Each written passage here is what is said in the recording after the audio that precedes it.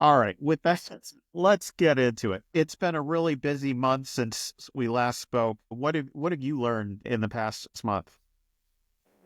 So, I mean, I've got to get my head straight here because I've got DeepSeek in my mindset, but I think the pace of change is really how fast we're going and really not moving the ball that much farther down the road. Just in the past month, with DeepSeek coming out and all this hoopla around it, like, oh my God, it's changing everything. What's changed? And I mean, cost, right? It's cheaper, no doubt, but the capabilities are still there, and the pace of change is what I've noticed. I think also the window of how fast these big announcements come, it's getting exhausting, right? It's hard to keep up with. I was just looking at, OpenAI just released their model. And now here comes DeepSeek. And it's like, it's revolutionary. Well, we had some revolutionary 3 months ago. I'm getting exhausted. I don't know about you, but that's what I've noticed this month. I'm getting old, I think is what I'm trying to say. All this change is hard to keep up with. What about you? What caught you in this past month? I have to agree with you. I think just there's been a lot of announcements. We'll definitely talk about DeepSeek. But I think for me, I spent a lot of time actually diving into agentic AI over the past month. And it's been really interesting. I'm the person who said I think Satya Nadella is wrong. I think I've learned a lot more about his perspective. I still think he's wrong. I don't think SAS goes away. But in terms of seeing what these agents do, and I think the people who are really driving some of this have really understood both what AI is capable of as well as its limitations. So I was looking at a multi-agent use case, and it was fascinating because basically it's just a bunch of small tools doing really, really small things. And then it's being orchestrated by agents. And then these AI agents who are making choices about what tools it can use. And then, and these are agents who are being managed by yet another AI. So super fascinating, I think, because what I saw is that the AIs can't actually handle a lot.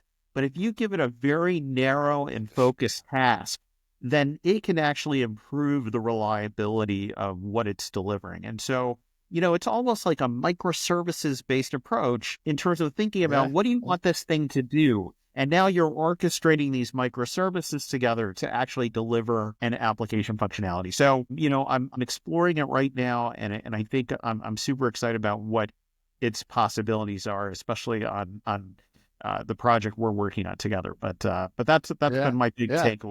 So So let me add into this. What's new is old again, right? So that the buzzword a couple of years ago was composability, right? When we talked about APIs and microservices and how to be agile and scalable, it was we want to be composable.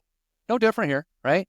I think you're spot on. And when we let these AI components be laser focused and do very specific things, we then can stitch them together to make them do what we wanted to do. But we get that agility and scalability as well. So I think it's a great approach to do it. Now, it's hard. It can be a challenge. But I think, like you talked about, you and I have experienced this as we try to build out capabilities.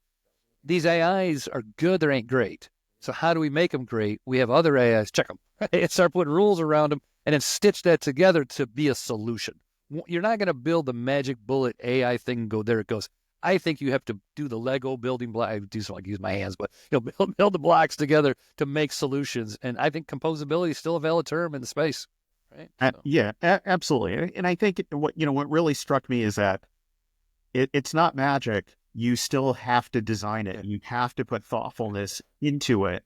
Otherwise, it's like if you leave all of that to the AI, it really is not going to know how to do it. And so it's super fascinating. I think more to come on it as we learn more. But that's the piece. I still think Satya's wrong. I think we're still in the SaaS world for a long time.